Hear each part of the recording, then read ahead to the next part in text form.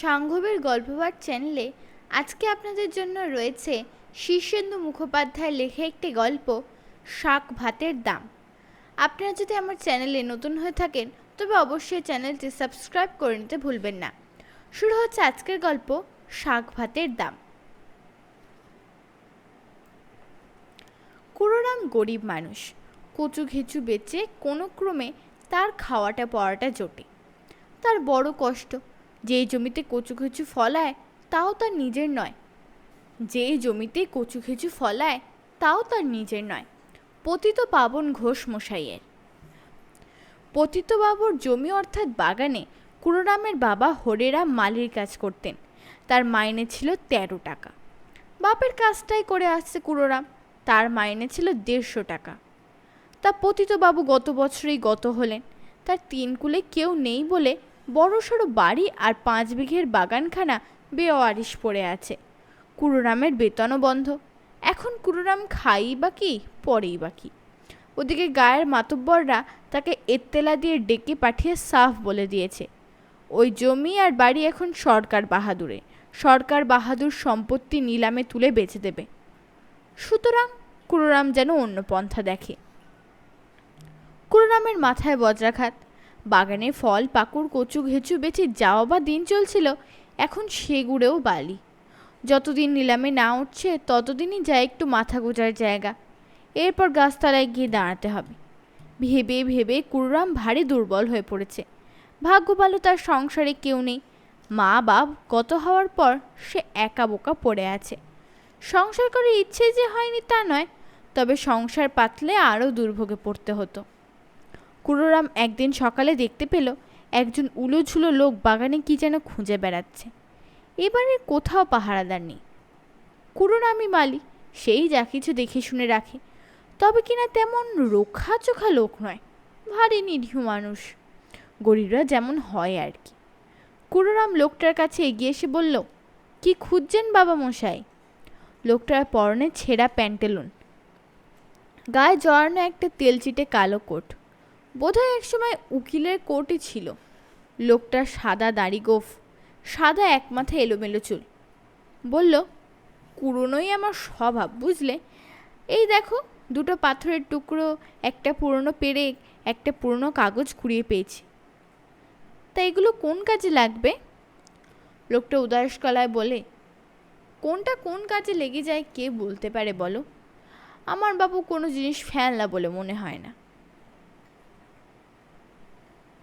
কুড়োরাম ভাবল, লোকটা নিঘাত পাগল, এ গায়ের লোক নয়, হলে সে চিনতে পারত। কুড়োরাম তাই নিজের কাজে চলে গেল। একটা বড় মানকিচু, কিছু শাক আর কয়েকটা ডাঁশা পেয়ারা নিয়ে বাজারের ধারে গিয়ে একটা চট পেতে বিক্রি করতে বসল। বিক্রি বাটা শেষ করে যখন ফিরল তখন দুপুর। এসে দেখলো বুড়ো মানুষটা তারই দাওয়া বসে একটা খুঁটিতে ঠেসতেই ঘুমিয়ে পড়েছে। দেখে বড় কষ্ট হলো তার। নরম গলায় ডেকে বলল, বাবা মশাই, কিছু খাওয়া হয়েছে? বুড়ো একটা হাই তুলে বললে, না বাবা, খেতে তো কেউ ডাকে না, তাই চৌপর দিন আমার খাওয়াই হয় না। তা আমার বড্ড গরিব ঘর, 2টি ভাত রাঁধি। তা সে তো বেশ কথা। কুড়োরাম কাঠকুটো জেলে মোটা চালের সেদ্ধ ভাত আর একটু লাউ শাক রান্না করলো। এর বেশি তার সাধ্য নেই। বুড়ো মানুষটা তাই খেলো ভারী তৃপ্তি করে, মুখখানা হাসিতে আর খুশিতে একেবারে মাখামাখি। ভাতের পর 1 ঘটি জল খেয়ে ঢেকুর তুলে বলল, ওহ, একেবারে ভোজ বাড়িয়ে খাওয়া হয়ে গেল। আজ তাহলে আসি বাবু। তা আসুন গিয়ে। লোকটা চলে যাওয়ার পর কুড়োরাম দেখতে পেল দাওয়ার এক কোণে পুরনো জিনিসগুলো ফেলে গিয়েছে লোকটা। কোনো কাজের জিনিস নয়, কয়েকটা কাগজ, একটা পেরেক, 2টো পাথর।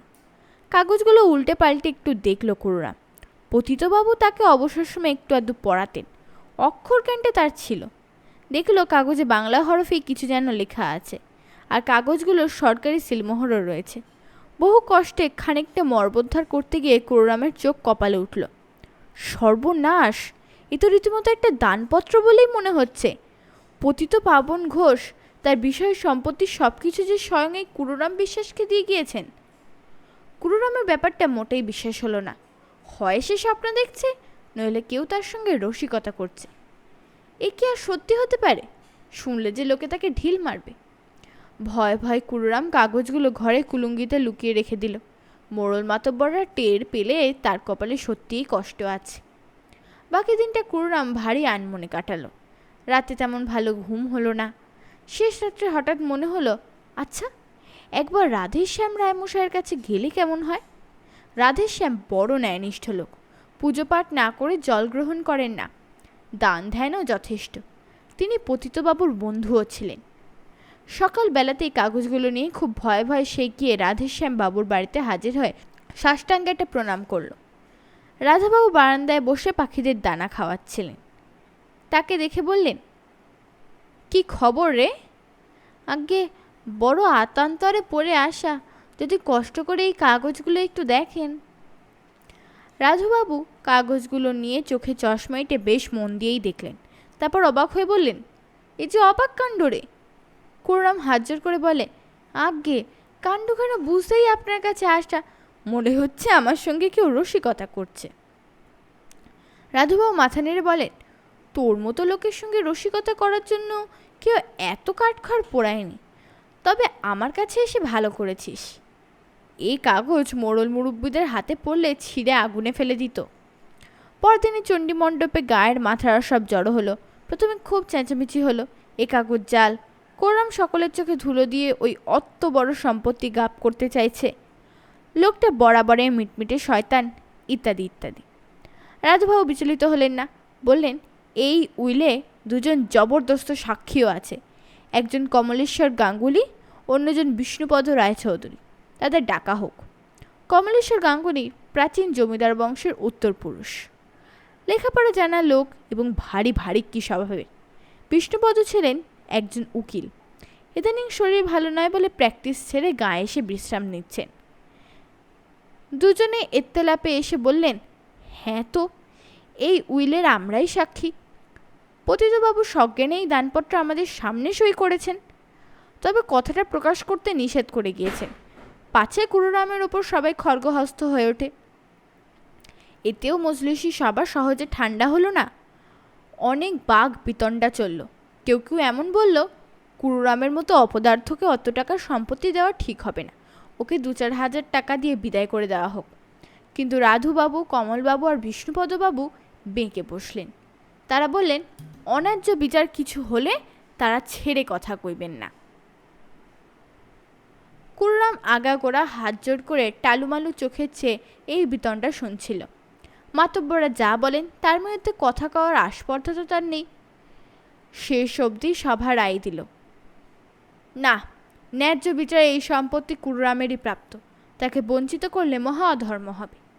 বিষ্ণুপদ অগ্রণী হয়ে বললেন, এই দানপত্রের প্রবেট বের করে সম্পত্তির ন্যায্য অধিকারীর হাতে তুলে দেওয়ার দায়িত্ব আমি নিলাম, নইলে দুর্বলের পক্ষে এত দায়িত্ব সামাল দেওয়া মুশকিল। কুরুরাম বাড়িতে ফিরে হাউ হাউ করে একা একাই অনেকক্ষণ কাঁদল। সেই বুড়ো মানুষটা যেখানে বসেছিল সেখানে গড় হয়ে প্রণাম করে বলল, 2 শাক ভাতের যে এত দাম তা কে জানত বাবা মশাই। সাংঘবের গল্পপাঠ চ্যানেলে আপনারা তখন শুনছিলেন শীর্ষেন্দু মুখোপাধ্যায়ের লেখা একটি গল্প, শাক ভাতের দাম।